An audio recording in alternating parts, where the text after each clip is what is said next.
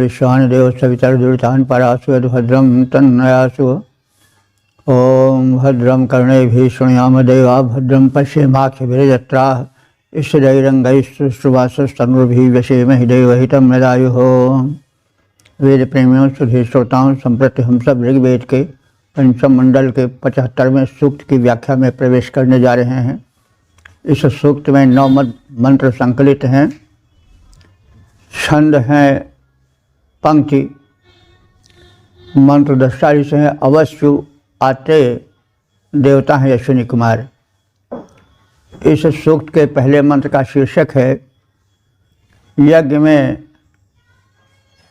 आने हेतु अश्विनी कुमारों का आमंत्रण।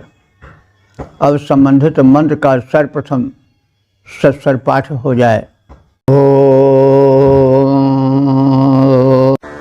प्रतिप्रियतमं रथं वृषणं वसुवाहनं स्तोतावामश्विना वृषस्तोमेन प्रतिभोषति माध्वे मम श्रुतं हवम्।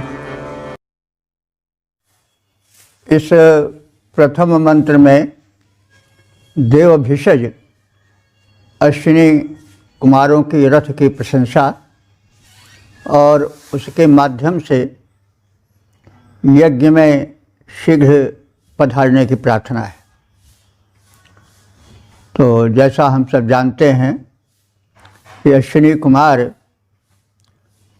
जो ब्रह्मांड में आरोग्य की शक्ति धारा प्रवाहित है, उसके संवाहक अथवा नियामक देवता हैं।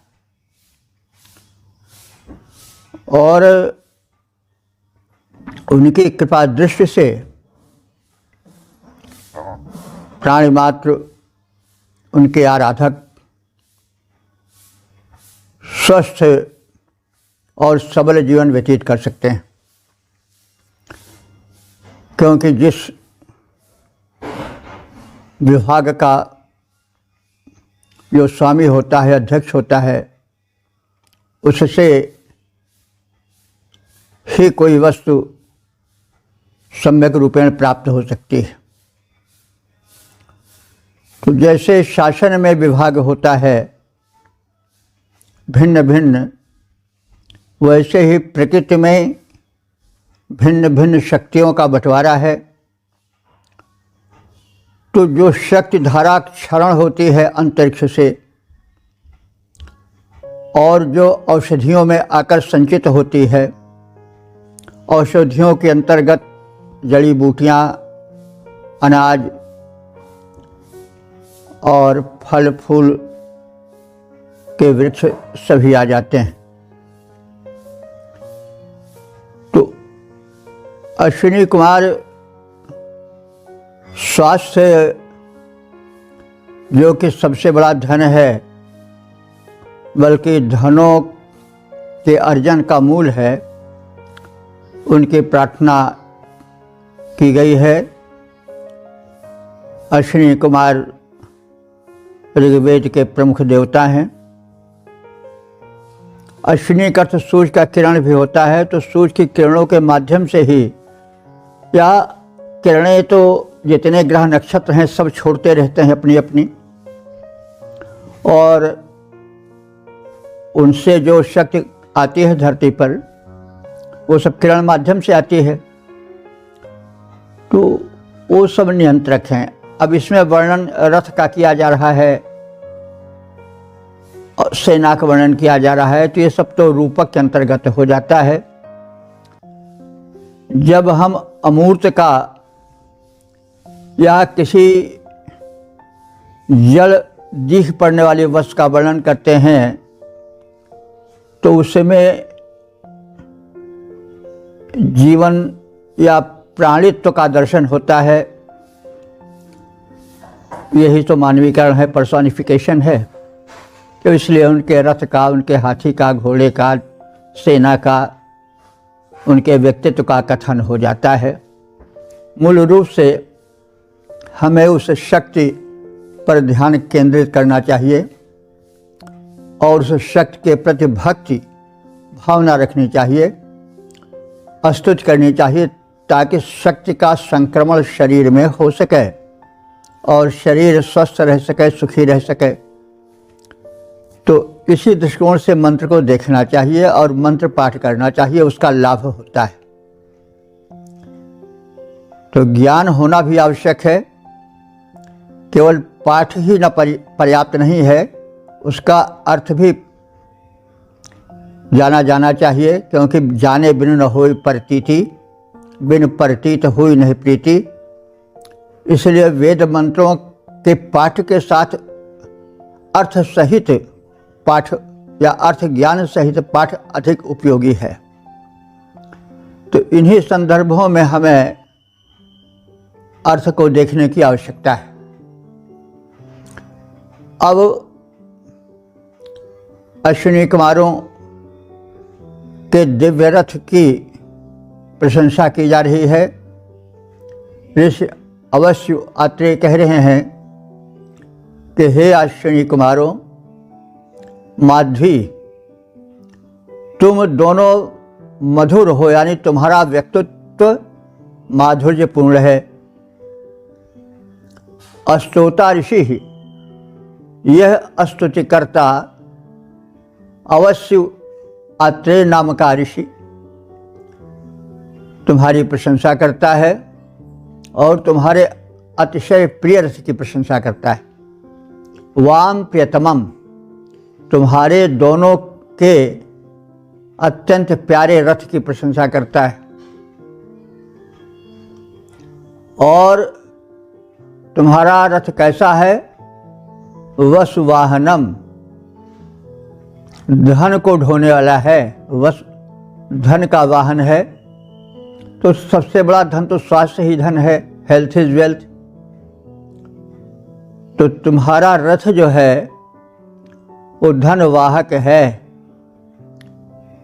वृषणम रथम, वो तुम्हारा रथ, वृषण माने वर्षण करने वाला अथवा शक्ति प्रदान करने वाला है, बलवान है, पुष्ट है। वृषण माने वर्षण करने वाला अथवा बलवान, इस अर्थ में प्रयोग होता है। अस्तोमेन प्रतिभूषति, हम उस रथ की, अस्तोमेन माने स्तोत्रों से, स्तुति मंत्रों से, प्रतिभूषति माने मंडित करता हूँ। मम हवम श्रुतम, मेरी पुकार सुनो। तो यह मम हवम श्रुतम, यह लगभग इस सूक्त के सभी मंत्रों में आया है।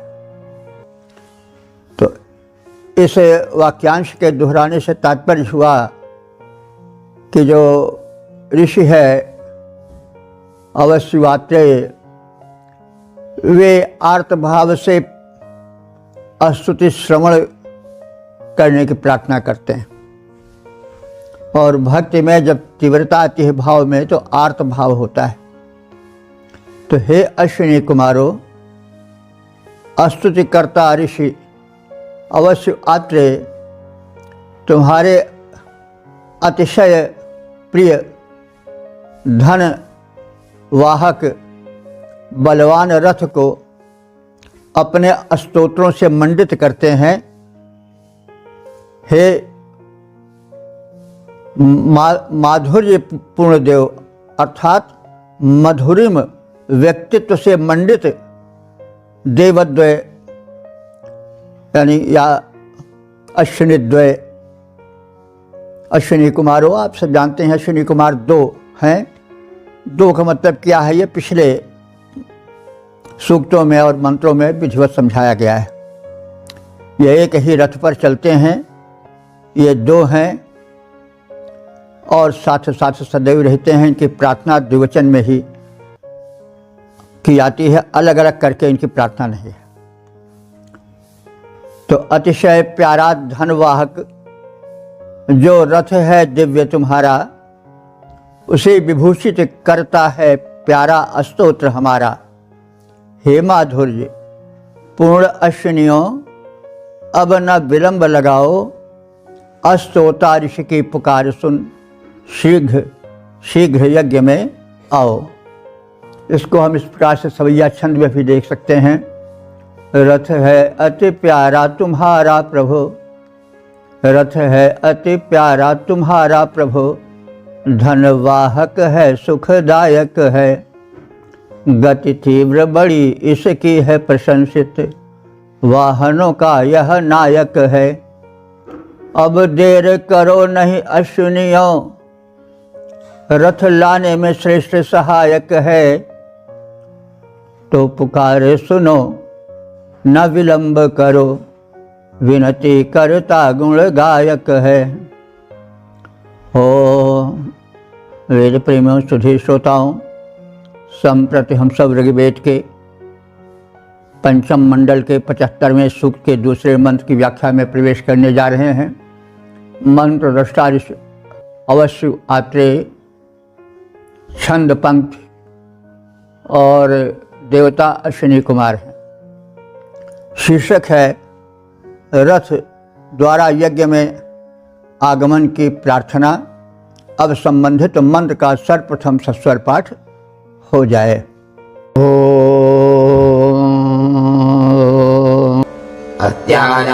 अत्यायातमश्विनातिरो विश्वा अहंसना दस्राहिरण्यवर्तने सुषुं नासिन्धुवाहसा माध्वे मम श्रुतं हवम्। इस दूसरे मंत्र में अश्विनी कुमारों के रथ की प्रशंसा है और उनके मधुर व्यक्तित्व पर प्रकाश डाला गया है। तो माध्वी माने माधुर्यपूर्ण व्यक्तित्व से संपन्न हे अश्विनी द्वय, सिंधुवाहसा नदियों में जाने वाला, आगे रथ की विशेषता है। तुम्हारा रथ कैसा है? सिंधुवाहसा यानी नदियों में भी जाने वाला है, तैरने वाला है। तो सिंधु माने नदी भी होता है, सिंधु माने समुद्र भी होता है, लेकिन ऋग्वेद में अधिकांश सिंधु माने नदी भी, नदी का ही अर्थ देखा जाता है। इसलिए कि सेंदति इति सिंधु, सेंदति माने जो सरक कर चले, तो नदी का प्रवाह सरकता हुआ ढलता हुआ चलता है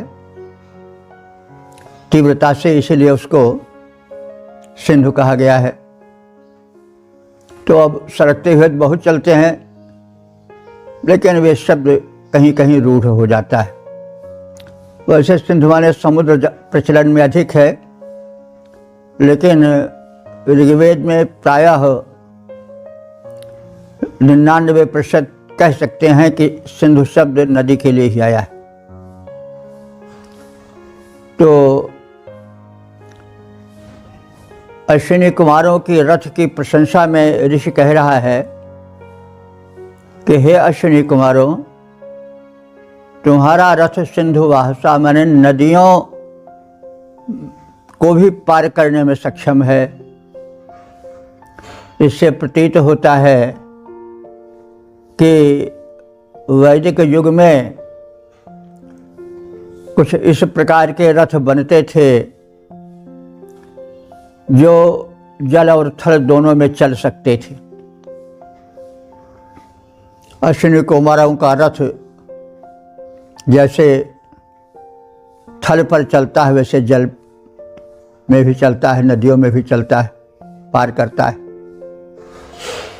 तो हे अश्विनी कुमारों, सिंधुवाहसा नदियों में भी तुम्हारा रथ गमन करने में सक्षम है। हिरण्यवर्तनी, और तुम्हारा रथ हिरण्य माने सोना से आवर्तित है, यानी सुवर्णमय है। सुषुम्ना, हे सुंदर मन वाले अश्विनी कुमारों,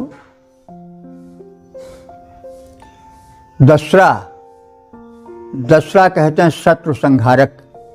तुम शत्रु संहारक हो, शत्रुओं के दमन करता हो। मम हवम श्रुतम, मम माने मेरे, हवम माने आवाहन को, पुकार को, श्रुतम माने सुनो। अति आयातम, जो विघ्न बाधाएं हैं उनको अतिक्रमण करके हुए आओ, यानी विघ्नों को पार करके बिना रुके हुए हमारे इस यज्ञ में हमारी पुकार सुनकर आओ। अहम, मैं स्वयं भी तुमसे याचना करता हूँ कि सना, सना माने सदा, विश्वातिरः, स्वयं सभी बाधाओं को हटा सकूं। यहाँ यह बड़ी अच्छी बात है कि केवल भगवान के सहारे नहीं रहना चाहिए, स्वयं भी अपने को सक्षम बनाना चाहिए कि हम विघ्न बाधाओं का सामना कर सकें। तो दैव दैव आलसी पुकारा, कातर मनकर एक, कादर मनकर एक अधारा। तो मनुष्य को स्वावलंबी होना चाहिए और देवता से केवल सदैव कृपा की ही याचना नहीं करनी चाहिए, बल्कि अपने में सामर्थ्य की याचना करनी चाहिए। अगर हम वैद्य रूप में देखें अश्विनी कुमारों को, जो कि हैं भी देव भिषज, तो केवल दवा पर ही हमको नहीं टिकना चाहिए, बल्कि रोग जो शत्रु हैं हमारे, उनको हम अपने रोग निरोधक शक्ति से स्वयं उनका सामना कर सकें, अपने संयम से, नियम से, खान पान से। वैद्य के सहारे या दवाओं के सहारे ही जीवन न बिताएं, यह संकेत समझा जा सकता है। इसीलिए कहा गया है कि हे अश्विनी द्वय, विश्वातिरः, तो मुझको सक्षम बनाओ कि मैं संपूर्ण बाधाओं को, तिरह माने तैर सकूं, यानी संपूर्ण बाधाओं का अतिक्रमण करके उनको हटा सकूं, स्वावलंबी बन सकूं। तो हे माधुर्यपूर्ण व्यक्तित्व के स्वामी अश्विनी कुमारों, तुम सुवर्ण रथ से नदियों को भी पार करने वाले हो, तुम सुंदर मन वाले हो, शत्रु संहारक हो। मेरी पुकार सुनो, जहाँ कहीं भी हो वहाँ से सभी विघ्नों को पार करके हमारे इस आह्वान को सुन करके आओ, और ऐसा करो कि मैं भी सारे विघ्नों को हटा सकूं, बार बार आपको कष्ट न दे सकूं। सुंदर मन वाले देव, सुंदर मन वाले देव, तुम स्वर्णिम रथ से आते रिपु संहारक हो, सारे विघ्नों को मार भगाते। दूर हटाकर बाधाएं, दूर हटाकर बाधाएं हो जहाँ, वहीं से आओ। विघ्न हटाने में मुझको भी सक्षम पूर्ण बनाओ। इसको हम सविया छंद में भी इस प्रकार से देख सकते हैं। थल में ही नहीं जल में चलने, थल में ही नहीं जल में चलने भी, चलने में भी सक्षम है रथ नाथ तुम्हारा। रथ कंचन से निर्मित, रथ कंचन निर्मित से चलते, जिसे रोक न पाए नदी की भी धारा। अब आओ न देर लगाओ प्रभो, प्रिय भक्त तुम्हें करते हैं निहारा। हमको भी बनाओ समर्थ प्रभो, मुद मंगल पूर्ण हो पंथ हमारा। ओम वेद प्रेमियों, सुधी श्रोताओं, संप्रति हम सब ऋग्वेद के पंचम मंडल के 75वें सूक्त के तीसरे मंत्र की व्याख्या में प्रवेश करने जा रहे हैं। मंत्र दृष्टा अवश्य आते, छंद पंक्ति और देवता अश्विनी कुमार हैं। और शीर्षक है यज्ञ में आने हेतु प्रार्थना।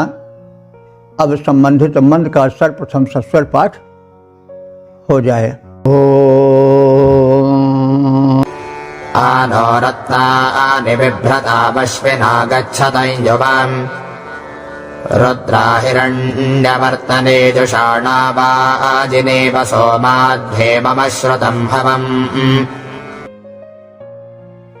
इस तीसरे मंत्र में देव भिषज अश्विनी कुमारों की प्रार्थना है और उनके सामर्थ्य का कथन है।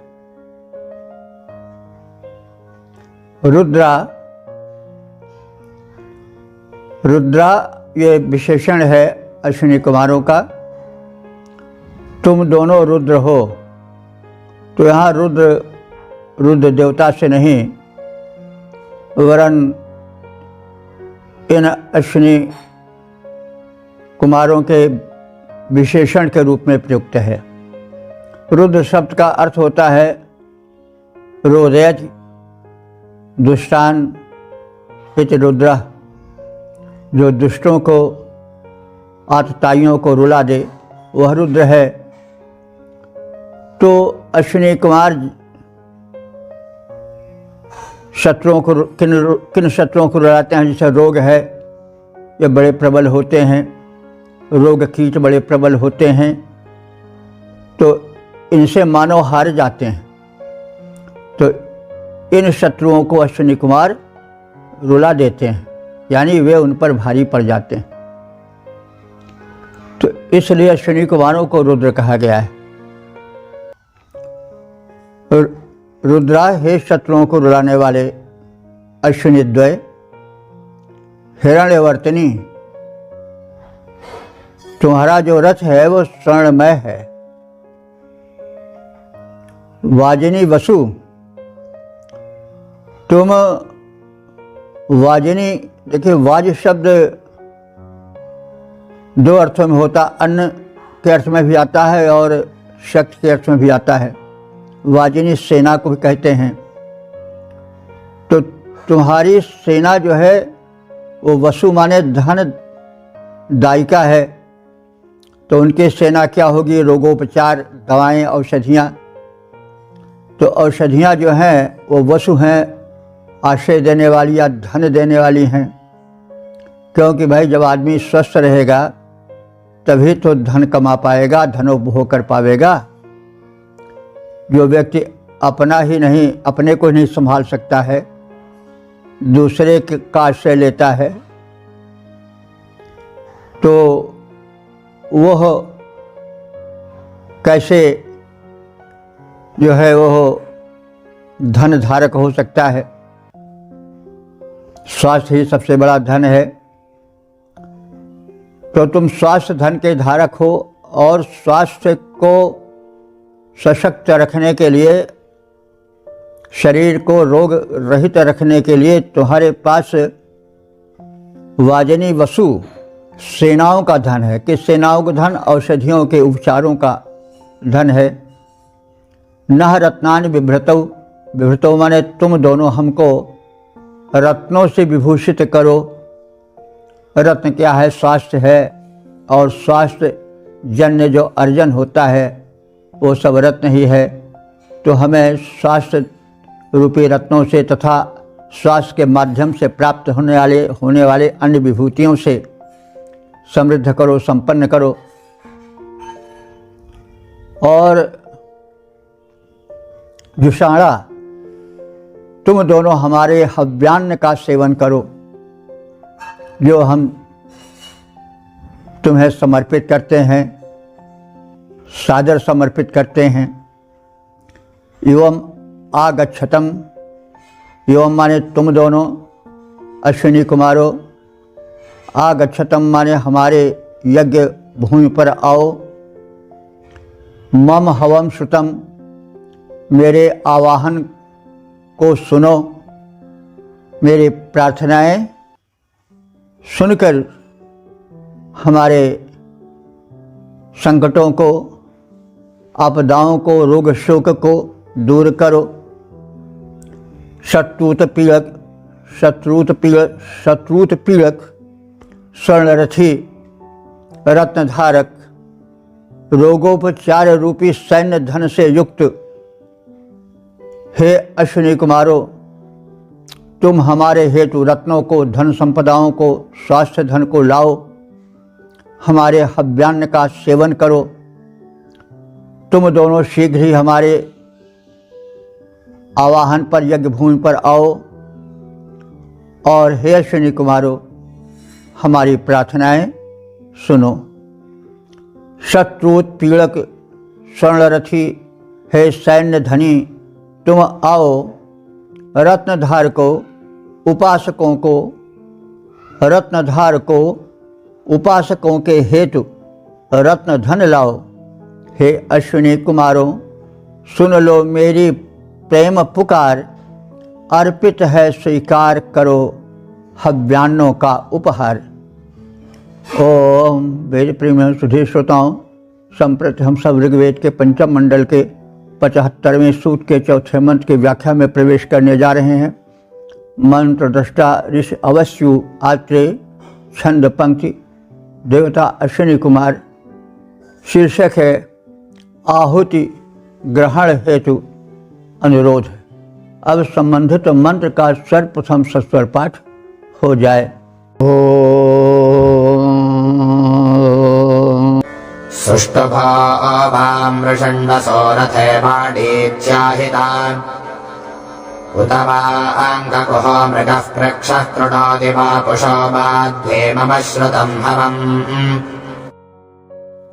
इस चौथे मंत्र में अश्विनी कुमारों के गुण कथन और उनसे हवि ग्रहण के अनुरोध का कथन है। वृषण वसु, वृषण कहते हैं वर्षा करने वाले को, और वसु कहते हैं धन को, समृद्धि को। तो हे अश्विनी द्वय, तुम वृषण वसु हो, यानी धनों की वर्षा करने वाले हो। तो धन सबसे बड़ा स्वास्थ्य धन है, हेल्थ इज वेल्थ। स्वास्थ्य रहता है तो तरह तरह के धन उद्यम द्वारा प्राप्त किए जा सकते हैं। तो इस अर्थ में हम वृषण वसु संबोधन को समझ सकते हैं कि हे तुम दोनों अश्विनी कुमारों, तुम धन की वर्षा करने वाले हो। वाम सुस्तुभ, वाम माने तुम दोनों का मैं, सुस्तुभ माने श्रेष्ठ प्रशंसक हूँ, यानी अधिक प्रशंसा करने वाला तुम दोनों का मैं। ऋषि जो है वह, जिनका नाम अवश्य है, आत्रेय जो हैं, और वे तुम दोनों देवों के परम भक्त हैं। तो वही कह रहे हैं कि मैं ऋषि अवश्य आत्रेय तुम दोनों का परम भक्त हूँ, तुम्हारा परम प्रशंसक हूँ। वाणीची रथे आहिता, मैं और मेरी वाणीची माने स्तुति वाणियाँ, रथे आहिता तुम्हारे शीघ्रगामी और प्रशंसित रथ पर आधारित हैं, यानी मैं तुम्हारे उत्तम रथ की प्रशंसा करता हूँ। तो रथ तो गमनागमन का साधन है भी, हम चाहें तो शरीर को भी रथ मान सकते हैं, क्योंकि जीवात्मा को ले चलने वाला, सारी चित्तवृत्तियों को ले चलने वाला, व्यक्तित्व को ले चलने वाला शरीर ही है। शरीर ही जहाँ चाहे वहाँ पहुँचा दे, तो आत्मा का तो रथ शरीर ही है। तो हम चाहें तो उस अर्थ से भी जोड़ करके देख सकते हैं मंत्रार्थ को। तो मेरी स्तुति तुम्हारे रथ के विषय में अथवा तुम्हारे परोपकारी समर्थ शरीर रूपी रथ को विषय में रख करके उसको लक्षित करके होती रहती है। उत माने और, ककुहा मृगा, ककुहा माने महान प्रशंसित, मृगा माने होता है यो तो हिरण या पशु, लेकिन यहाँ उस अर्थ में नहीं है। हमें इसके मूल अर्थ में प्रवेश करना होगा। मृग को कहते हैं मृगते इति मृगा। तो पहले ऐसा होता था कि झाड़ियों में, जंगलों में हिरणों को या पशुओं को खोजा जाता था। कहा जाता है कि प्रारंभिक जीवन मानव का शिकार प्रधान जीवन था। तो पशु तो छिपे रहते थे ना, सामने तो आते नहीं थे, तो उनको खोजा जाता था, इसलिए उनको मृग कहा गया है। तो मृगते, अन्वेषते, या जिसे ढूंढा जाए, खोजा जाए, वो मृग है। तो यहाँ अश्विनी कुमारों को मृग इस अर्थ में कहा गया है कि वे खोजे जाते हैं, प्रार्थना के माध्यम से बुलाए जाते हैं, प्राप्त किए जाते हैं, इसलिए वे जो ऋषि अवश्यवात्रेय हैं उनके मृग हैं। तो ककुहा मृगा, हाँ मैं ऋषि तुम्हारा प्रशंसित अन्वेषण करता हूँ। बापुषा, बप माने शरीर होता है, बापुषा माने शरीर वाला। तुम दोनों बृहद पुष्ट शरीर वाले हो, व्यापक हो। वाम माने तुम दोनों का परीक्षा कृणोति, हविर्भाग मैं तैयार करता हूँ। माध्वी, हे मधुर व्यक्तित्वपूर्ण देवद्वय अश्विनीद्वय, मम हवम श्रुतम, मेरे आवाहन को, मेरी प्रार्थना को कृपया सुनो। हे धनवर्षक अश्विनी कुमारों, मैं तुम दोनों का कीर्ति गायक हूँ, क्योंकि तुम दोनों मधुर हो। तुम्हारा व्यक्तित्व मधुरिमा मंडित है। तुम दोनों मेरी पुकार सुनो। तुम दोनों व्यापक हो। मैं तुम्हारा अन्वेषण करता हूँ। मैं तुम्हारे हेतु हव्य तैयार करता हूँ। तो यहाँ माधुर्य मंडित शब्द प्रयोग किया जा रहा है। व्यक्तित्व के विशेषण रूप में, संकेत रूप में समझा जा सकता है कि वैद्यों का जो व्यक्तित्व हो वो बड़ा मधुर हो, ताकि उसको देख करके ही रोगी का आधा रोग दूर हो जाए। यदि वैद्य रुक्ष होगा, उसकी निगाहें चढ़ी रहेंगी, तो वह उतना कल्याण नहीं कर पाएगा जितना वह वैद्य कर पाएगा जिसका व्यक्तित्व मधुर हो। उसको देखते ही रोगी का रोग दूर हो जाए। तो इसलिए वैद्य में, डॉक्टर में आपको अपने व्यक्तित्व में मधुरता लाना चाहिए।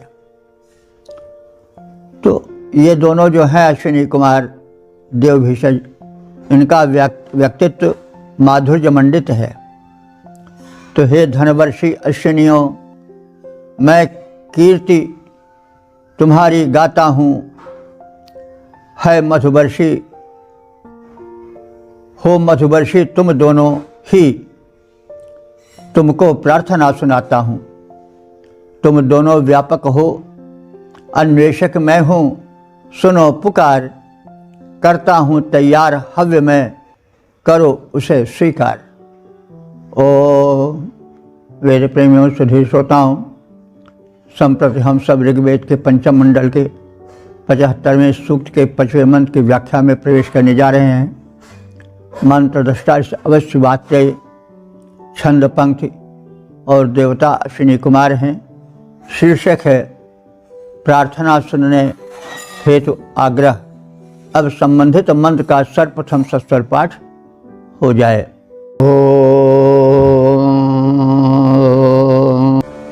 बोधिन्मनसा रथ्ये शिराः मनश्रुता विभिश्च नमश्विना निजाथो अद्वजाभिनं माध्वेमश्रुतं भवम्। इस पांचवें मंत्र में देव भिषज अश्विनी कुमारों के अपने कर्तव्य परायणता, शीघ्रातिशीघ्र आर्त रघुण के पास पहुँचने की तीव्रता और गुणवत्ता का कथन है। माधवी, हे अश्विनी द्वय, तुम्हारा व्यक्तित्व माधुर्य मंडित है। रथ्या, तुम रथारूढ़ रथी हो। इशिरा माने तुम्हारा जो रथ है वो द्रुतगामी है। हवनश्रुता, तुम दोनों हवन माने आवाहन को सुनने वाले हो। बोधित मनसा, ज्ञान युक्त मन वाले हो। तुम्हें अपने क्षेत्र का, अपने कर्तव्यों का पूर्ण परिज्ञान है। अध्याविनम शिवानम,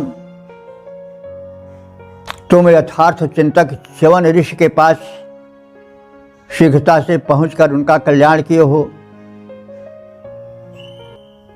और विभिः माने वेग पूर्वक, नियाथा माने जाने वाले अश्वों से तुम पीड़ित उन च्यवन ऋषि के पास पहुँचे हो और उनके कष्ट का निवारण किए हो। हे मधुर व्यक्तित्व से मंडित अश्विनी कुमारों, तुम दोनों द्रुतगामी रथ पर आरूढ़ होने वाले हो। आर्तों की पुकार सुनने वाले हो। परम ज्ञानी हो। तुम्हें अपने विषय का पूर्ण परिज्ञान है। तुम निश्चल मन वाले हो और निश्चल मन वाले च्यवन ऋषि के समीप द्रुतगामी अश्वों से शीघ्र ही पहुँचे हो। यह तुम्हारी कर्तव्य के प्रति दृढ़ता और समर्पण भाव का सूचक है। तुम मेरी पुकार सुनो।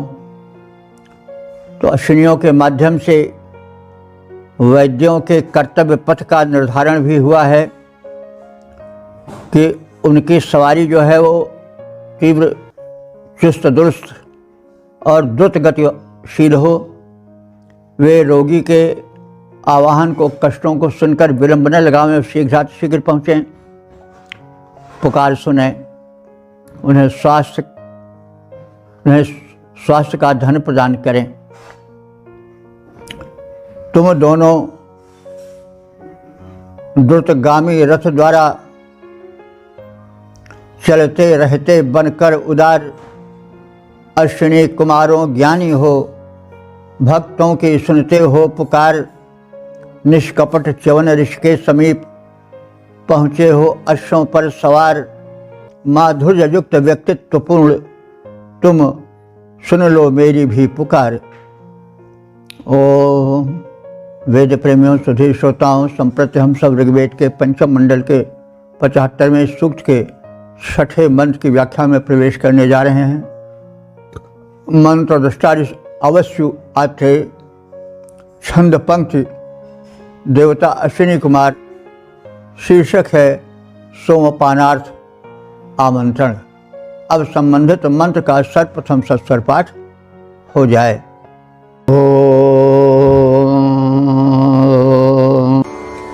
आवान्नरामनोजुजोश्वासः पृषितप्सवः भजो वहन्त पीतजे सह सुम्नेभिरश्विनामाध्वेमश्रुतं भवम्। इस छठे मंत्र में अश्विनी कुमारों का आवाहन है और शीघ्रातिशीघ्र संबंधित यज्ञ स्थल पर आने हेतु विनत प्रार्थना है। नरा माने नेतृत्व गुणयुक्त हे अश्विनी कुमारों। नर शब्द जैसा पहले कहा गया है कि नेतृत्व करने वाले को नर कहा जाता है, जो अपने गुणों में बढ़ा चढ़ा हो और लोगों को पथ प्रदर्शित कर सके, वह नेता है। तो अश्विनी कुमारों, अपने गुण से तुम नेतृत्व विधायक हो और ऐसे तुम उत्कृष्ट गुणों वाले को हम तुम्हारे भक्त आवाहित करते हैं। मनोयोजा, और तुम मनोयोग से यानी मन के संकेतों से ही जुट जाने वाले प्रशित सवाह माने धब्बेदार अश्वों से युक्त रथ से आओ। तुम्हारे रथ के घोड़े कैसे हैं? वयः अश्वासः, वयः माने तीव्रगामी, अश्वासः माने अश्व। तो तुम्हारे रथ के घोड़े जो हैं वो चितकबरे हैं और द्रुतगामी हैं। अश्व से अश्वासः बहुवचन है अश्व का। जैसे अगर लौकिक संस्कृत में होता तो अश्वाह होता, लेकिन वैदिक संस्कृत में वही अश्वासः प्रथमा बहुवचन में हो जाता है। जैसे बालकाः अगर वैदिक संस्कृत में कहा जाए तो बालकासः होगा। अच्छा, यहाँ वयः शब्द है। वयः शब्द तीव्रगामी अर्थ दे रहा है। वैसे वय माने अवस्था भी होता है, वय माने अन्न भी होता है। वय एक पक्षी विशेष है जिसको वया कहते हैं, छोटा पक्षी।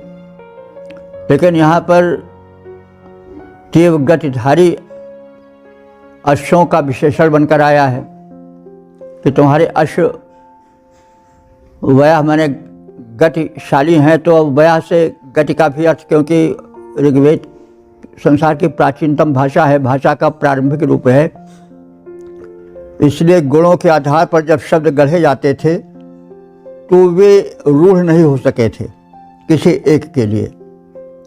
तो पक्षी फुर्र से उड़ जाता है तीव्र गति से, इसलिए उसको वया कहा गया होगा। अब वो द्रुतगामिता के अर्थ में अश्वों के लिए भी प्रयोग कर दिया गया है। तो इसलिए वया प्रसंगानुकूल है, तीव्रगामी। तो तुम्हारे जो अश्वासः माने घोड़े हैं वे द्रुतगामी हैं और वे तुम्हारे घोड़े वाम तुम दोनों को सुमने भी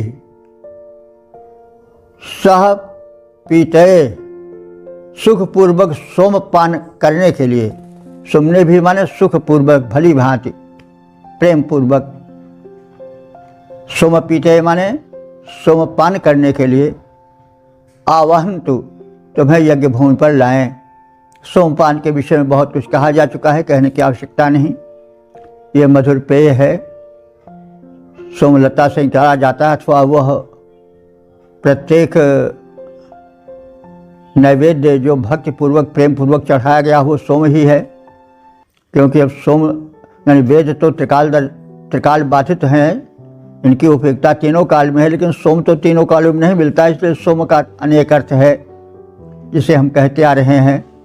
जो प्रकृति में प्रवाहित ऊर्जा धारा है वह सोम है और वह किसी लता विशेष में विशेष रूप से संचित हो गई हो, इसलिए उसमें उसकी उपयोगिता देख करके उसे ही सोमरस, सोमलता और उससे निचोड़े रस को बड़ी प्रमुखता दी गई हो। क्योंकि जो अंतरिक्ष से शक्तियाँ ऊर्जा की क्षरित होती हैं, गिरती हैं, कहीं पर अधिक कहीं पर कम वे संग्रहित हो जाती हैं वनस्पतियों में, फलों में, फूलों में, फसलों में। इसलिए देखा जाता है किसी फल फूल में प्रोटीन अधिक होता है, किसी में विटामिन अधिक होता है, किसी में विटामिन सी, किसी में विटामिन डी, किसी में मिनरल्स बहुत होते हैं। तो वो जो शक्तियाँ क्षरित हो रही हैं उनको वनस्पतियाँ अवशोषित करती हैं और उन्हीं से शरीर पोषित होता है। तो शरीर जो है वो ऊर्जा से जीता है।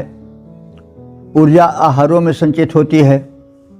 तो आहार में वो ऊर्जाएं कहाँ से आती हैं? अंतरिक्ष से आती हैं। वनस्पतियाँ उनका अवशोषण करती हैं। कोई तत्व विशिष्ट रूप से किसी औषधि विशेष में, किसी वनस्पति विशेष में, वृक्ष विशेष में संचित हो जाता है।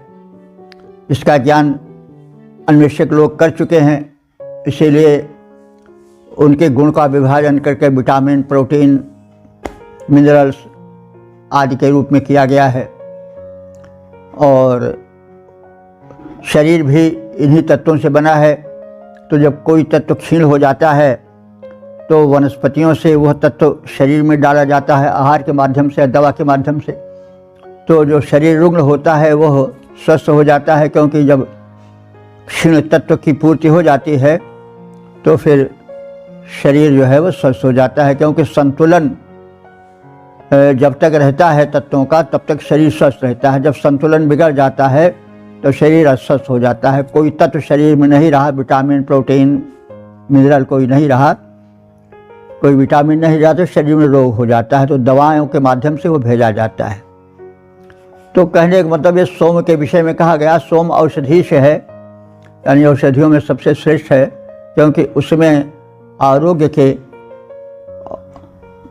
बहुत गुण हैं, पर्याप्त गुण हैं, समृद्ध है वो, और नष्ट हुई कोशिकाओं को पुनर्जीवन देने में वो सक्षम है। अवस्था के साथ साथ कोशिकाएं नष्ट होती चलती हैं, तो उनकी क्षतिपूर्ति होनी चाहिए, वो फिर से निर्मित हो जाएं। यौवन आ जाए, बुढ़ापा क्यों आता है? क्योंकि कोशिकाएं जो हैं वो टूटती रहती हैं, टूट गई तो फिर उनका निर्माण नहीं हो पाता है। अब आप देख लें, जानते भी होंगे कि बचपन में, यौवन में कोशिकाएं बनती ज़्यादा हैं, टूटती कम हैं। जवानी में बराबर रहती हैं, जितनी टूटी उतनी बनी। बुढ़ापे में क्या होता है? कोशिकाएं टूटती ज़्यादा हैं, बनती कम हैं, इसलिए बुढ़ापा आता है। यदि कोई ऐसा रासायनिक प्रयोग किया जाए, कुछ ऐसी चीज़ पहुंचाई जाए, तो वो जो जीर्ण शीर्ण या क्षत विक्षत हुई कोशिकाएं हैं वो फिर स्वस्थ हो जाएं, फिर शरीर स्वस्थ हो जाएगा। च्यवनप्राश वगैरह जो बनाया गया था पहले, उसमें यही सब गुण था। तो कहने का मतलब है कि सोमपान जो है वह वैश्विक ऊर्जा का प्रमुख स्रोत है। तो देवों को प्रिय से प्रिय वस्तु जो है वह उपहार रूप में, नैवेद्य रूप में प्रदान की जाती है। तो सोम एक बहुत ही गुण मंडित, गुण से परिपूर्ण एक पेय था, जिसको देवता पसंद करते थे। ऊर्जा से पूर्ण होता था, सात्विक होता था, तो तदर्थ आवाहन किया जाता था देवों को। तो यहाँ भी अश्विनी द्वय के लिए सोमपान की व्यवस्था की गई है, और उसे बता करके उनसे आग्रह किया गया है कि उनके जो वाहन हैं वो आवहंतु, यज्ञ भूमि के लोग की ओर उनको लेकर आएं। और माध्वी, हे मधुर व्यक्तित्वपूर्ण अश्विनी कुमारों, मम हवम श्रुतम, मेरी पुकार को, मेरे आवाहन को सुनो।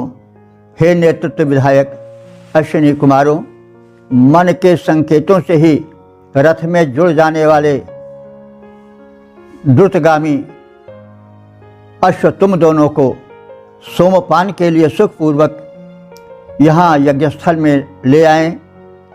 हे मधुर व्यक्तित्व मंडित अश्विनी कुमारों, मेरी पुकार सुनो।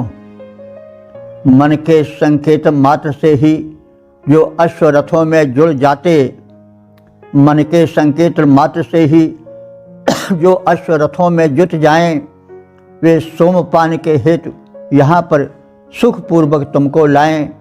नेतृत्व विधायक मधुर परम अश्विनी कुमारों हो उदार, आ जाओ यज्ञ स्थल पर, हे देवों सुनकर मेरी पुकार। ओम। वेद प्रेमियों, सुधी श्रोताओं, संप्रति हम सब ऋग्वेद के पंचम मंडल के 75वें सूक्त के 7वें मंत्र की व्याख्या में प्रवेश करने जा रहे हैं। मंत्र दृष्टा ऋषि अवश्य वात्य, छंद पंक्ति और देवता अश्विनी कुमार हैं। शीर्षक है यज्ञ में आने का आग्रह। अब संबंधित मंत्र का सर्वप्रथम सस्वर पाठ हो जाए।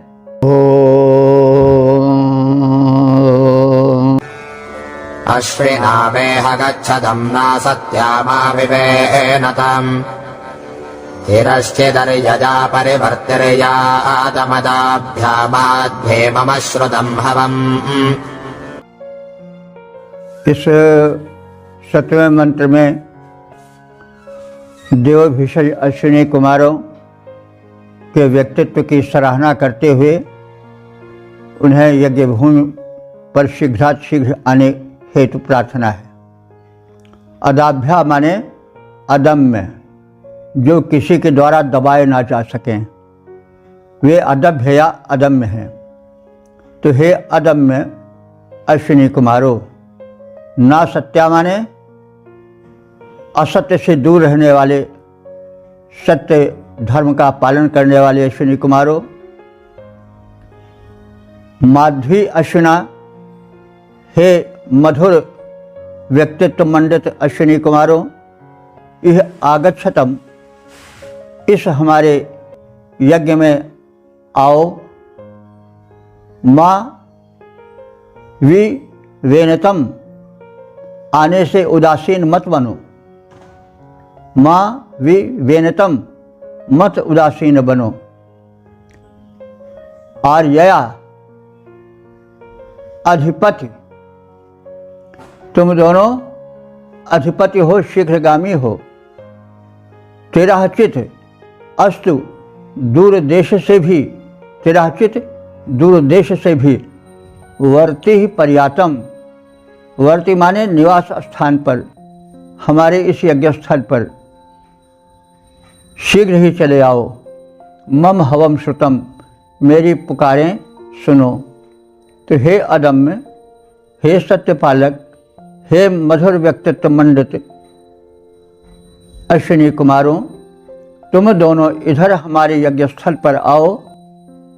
विमुख मत बनो, तुम अधिपति हो, स्वामित्व गुणों से युक्त हो। मेरी पुकार सुनो और दूर देश से भी इस यज्ञ स्थल पर आ जाओ। तुम दोनों सतपालक अदम्य, माधुर्यपूर्ण व्यक्तित्व सरल, तुम दोनों सतपालक अदम्य, माधुर्यपूर्ण व्यक्तित्व सरल अश्विनी कुमारों, आ जाओ। कर रहा प्रतीक्षा यज्ञ स्थल, मत विमुख बनो, तुम अधिपति हो, शीघ्राति पधारो। हे उदार, तुम दूर देश से भी आओ, सुनकर के यह मेरी पुकार। ओम। वेद प्रेमियों, सुधीर श्रोताओं, संप्रति हम सब ऋग्वेद के पंचम मंडल के 75वें सूक्त के 8वें मंत्र की व्याख्या में प्रवेश करने जा रहे हैं। मंत्र दृष्टा अवश्य आत्रेय, छंद पंक्ति और देवता अश्विनी कुमार हैं। शीर्षक है आवाहन श्रवण का आग्रह। अब संबंधित मंत्र का सर्वप्रथम सस्वर पाठ हो जाए।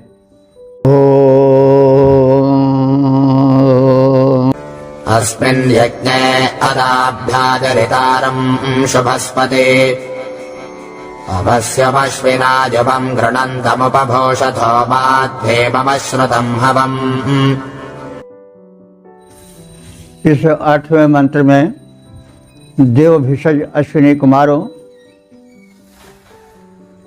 के गुण कथन के साथ उनके आगमन के हेतु प्रार्थना की गई है और उन्हें स्तुति वचनों से मंडित किया गया है। उनसे आवाहन सुनने का आग्रह किया गया है।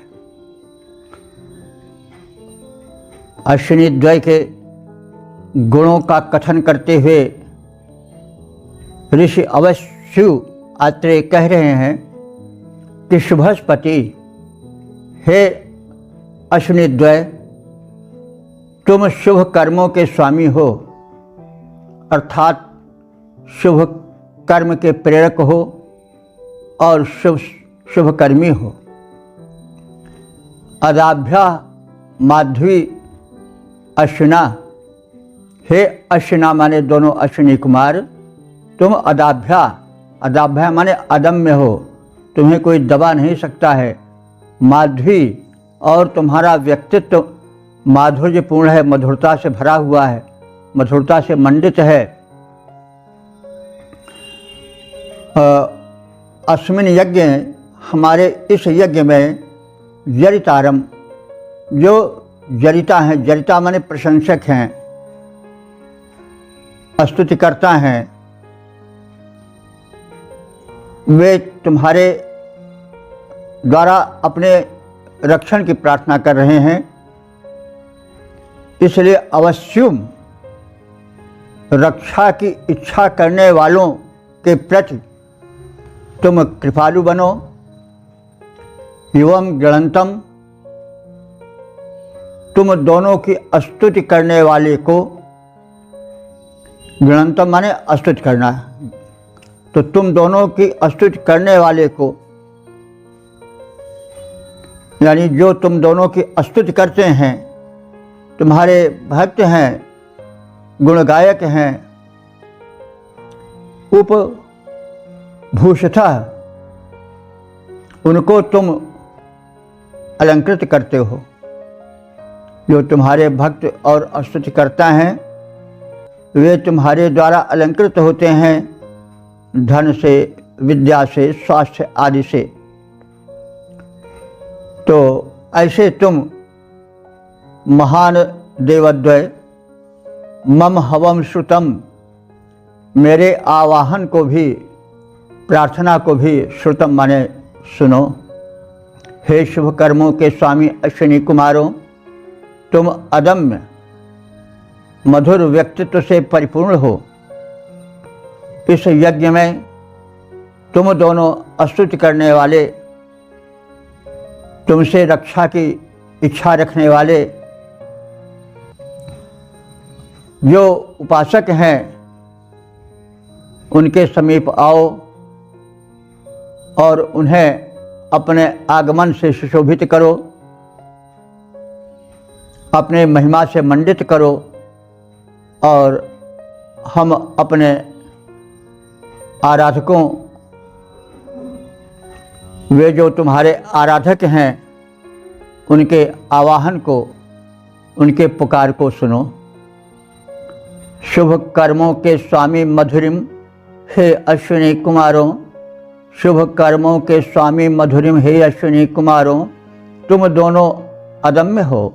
यज्ञ स्थल के मध्य पधारो, अस्तोता जो रक्षणेच्छु हैं, आवो वहाँ उदार, उन्हें अलंकृत करो, हमारी सुन लो प्रेम पुकार।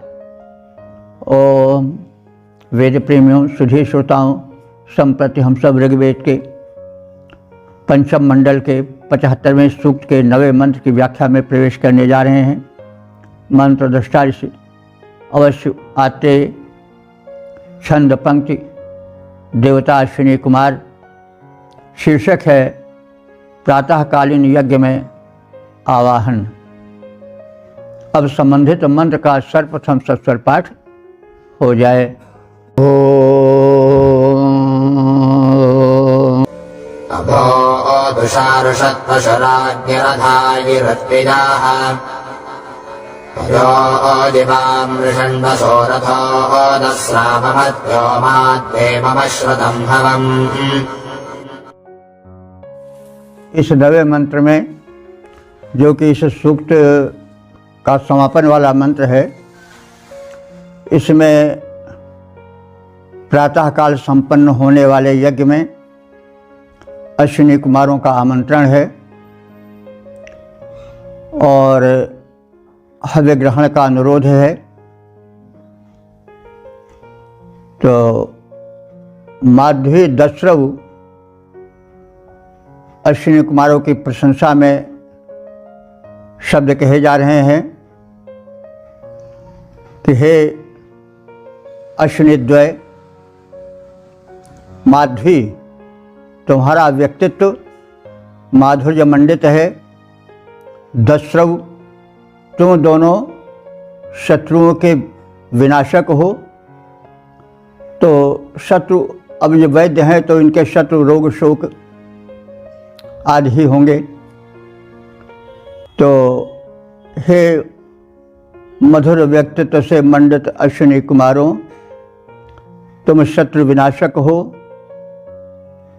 और वृषण वसु, वसु कहते हैं धनैश्वर्य को, और वृषण माने वर्षा करने वाले। तुम धनैश्वर्य की वर्षा करने वाले हो। शरीर हमारा स्वस्थ रखोगे तो तुम उसके माध्यम से धन वर्षा अपने आप होगी, और शरीर को स्वस्थ रखने का उत्तरदायित्व तुम पर है। तो हे अश्विनी कुमारों, उषा अभूत, उषा काल आ गया है। ऋत्व्यः, ऋत्व्यः माने ऋतु के अनुकूल होने वाले यज्ञ हेतु तैयारी हो चुकी है। जैसा आप सब जानते हैं कि यज्ञ ऋतु के अनुसार होते थे, अर्थात एक ही प्रकार का नैवेद्य या एक ही प्रकार की आहुति प्रत्येक ऋतु में नहीं दी जाती थी। जैसे मनुष्य के लिए कुछ भोजन किसी ऋतु विशेष में उपयोगी और अनुपयोगी माने गए हैं, वैसे यज्ञ में भी जो आहुति आदि दी जाती थी वो ऋतु अनुकूल दी जाती थी, और उन आहुतियों को देने वाला जो पुरोधा होता था उसको ऋत्विज कहा जाता था। तो यहाँ ऋत्व्यः माने ऋतु के अनुकूल होने वाले यज्ञ में अग्नि प्रदीप्त हो गई है, या अग्नि देवता प्रदीप्त हो चुके हैं। तो अब उनके लिए विशेषण क्या है? रुषत पशु अग्नि। तो रुषत माने प्रदीप्त, पशु माने किरण वाले, अग्नि माने अग्निदेव। तो रुषत पशु अग्नि माने प्रदीप्त तेज वाले या किरण वाले अग्निदेव। अब यहाँ पशु शब्द है, जरा इस पर विचार कर लें। पशु शब्द का तो शब्दकोशगत अर्थ है सर्वम अविशेषण पश्यति पशु, जो सबको अविशेष रूप से, यानी सविशेष रूप से नहीं, एक दृष्टि से देखे वही पशु है। तो प्राय जो पशु हैं वो यह नहीं भेद करते हैं कि राजा है, यह रंक है, यह हिंदू है, यह मुसलमान है, यह कैसा है, किसी अधिकार में है, या राजा है या रंक है, यानी कोई भेद करके नहीं देखते हैं, इसलिए उनको पशु कहा जाता है। और शायद इसीलिए शंकर जी को पशुपति भी कहा गया हो, क्योंकि वे जो है पशु माने जितने प्राणी हैं उनको देखते हैं, और उनमें दो दृष्टि नहीं होती है, समदर्शी हैं, इसलिए उनको पशुपति कहा गया है। और पशु माने पाश भी होता है, बंधन भी होता है, तो पशु बंधन में रहते हैं, इस तरह से भी कहा जा सकता है। और पशुपति माने जो बंधन में पड़े जीव हैं, उनके स्वामी हैं शंकर जी। तो बहरहाल पशु शब्द का जो विशेषण शब्दकोशगत अर्थ है वो सर्वम अविशेषण पश्यति पशु, जो सबको अविशेष रूप से, यानी यह राजा है, यह रंक है, यह हिंदू है, मुसलमान है, यह ईसाई है, इस दृष्टि से न देखे, अविशेष माने एक प्रकार से देखे, वह पशु है। तो अब बाद में यह शब्द रूढ़ हो गया, जो मनुष्यतर प्राणी है उनको पशु कह दिया गया। लेकिन ऋग्वेद में शब्दों की प्रारंभिक अवस्था है, इसलिए यहाँ पर पशु का अर्थ जो है वह अलग अलग अर्थों में है। तो यहाँ अग्नि के लिए आया है। तो अग्नि की जो किरणें हैं, तेज है, वो सबको एक दृष्टि से देखता है। अग्नि से जो लपटें उठती हैं, तेज उठता है, वो तो कोई भेदभाव नहीं रखता किसी में, इसलिए उसको पशु कह दिया गया है, प्रसंगानुकूल कह दिया गया है। तो जो सायण ने पशु शब्द का अर्थ किया है, वो प्रदीप्त तेज वाले या किरणों वाले अग्नि के रूप में किया गया है। तो रुषत पशु अग्नि, यानी रुषत माने तीव्र तेज वाले, पशु माने अग्नि, क्योंकि वो हिंदू मुसलमान या राजा रंग के भेद से किसी को नहीं देखते हैं, इसी भाव से प्रेरित होकर के पशु कहा गया होगा अग्निदेव को जो यज्ञवेदी में है। तो रुषत पशु अग्नि, तो रुषत पशु माने तेजस्वी प्रदीप्त किरणों वाले अग्निदेव अब वेदी में प्रदीप्त हो चुके हैं। अधाई, वे यज्ञवेदी में पूर्ण रूप से स्थापित हो चुके हैं। वाम अमर्त्य रथा, हे अश्विनी कुमारों, तुम्हारा अमर रथ अयोजी तैयार हो चुका है। अब शीघ्रातिशीघ्र हमारे इस यज्ञ स्थल पर पधारो।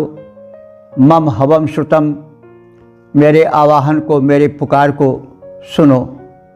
हे शत्रु विनाशक, धन वर्षक अश्विनी कुमारों, उषा काल आ गया है। ऋतु के अनुकूल तेजस्वी किरणों वाले अग्निदेव वेदी पर पूर्णतया स्थापित हो चुके हैं। उनकी किरणें चारों ओर छिटक रही हैं। तुम्हारा अमर रथ तैयार हो चुका है, अतः तुम मेरी पुकार सुनकर यज्ञ स्थल पर शीघ्र पधारने की कृपा करो। शत्रु विनाशक, धन वर्षक अश्विनी कुमारों, शत्रु विनाशक धन वर्षक अश्विनी कुमारों, उषा काल आ गया, यज्ञ का समय विचारो। अग्नि दीप्ति से युक्त वेदिका रथ तेरा तैयार, मेरे यज्ञ मध्य आ जाओ, मेरी सुनो पुकार। तो मम हवम श्रुतम, ये लगभग इस सूक्त के सभी मंत्रों में अंत में आया है। तो जो देवता हैं अश्विनी कुमार, उनसे पुकार सुनने की बार बार प्रार्थना है। पुकार सुनाई जाती है कि देव विशेष शीघ्र द्रवित हो और कष्टों को हरण करे, बाधाओं को दूर करे। तो इस प्रकार से हमने इस ऋग्वेद के पंचम मंडल के 75वें सूक्त के 9 मंत्रों की संक्षिप्त व्याख्या शब्दार्थ आदि से संक्षिप्त ज्ञान प्राप्त किया। जैसा आप सब जानते हैं, मंत्र दशारिश अवश्य आते छंद्र पंक्ति और देवता अश्विनी कुमार हैं। अश्विनी कुमारों के विषय में हम पर्याप्त मात्रा में ज्ञान प्राप्त कर चुके हैं। ये देव भिषज हैं जो प्रकृति में आरोग्य की शक्ति धारा प्रवाहित है, जिससे प्राणियों में जीवनी शक्ति तीव्र रहती है। वो हो, और यदि जीवनी शक्ति किसी प्रकार से क्षीण हो गई, रोग शोक का आक्रमण हो गया, तो उपचार के माध्यम से जो प्रक्रिया होती है जिससे रोग दूर होता है, उन सब के व्यापक संचालक जो हैं अश्विनी कुमार हैं। तो अश्विनी कुमार स्वास्थ्य से संबंधित देव हैं। स्वास्थ्य ही धन है, हेल्थ इज वेल्थ। इसलिए अश्विनी कुमारों की प्रार्थना बड़ा महत्व रखती है, स्वस्थ जीवन रहे। और इसमें अश्विनी कुमारों की रथ की अधिक प्रशंसा है। तो उनके रथ शीघ्रगामी हैं, वे आवें, संकट हरें, क्योंकि अगर वैद्य देर करेगा तो तब तक राम नाम सत्य हो जाएगा।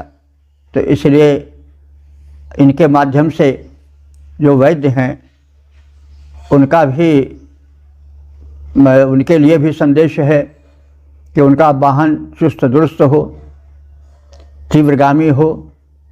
वे जैसे ही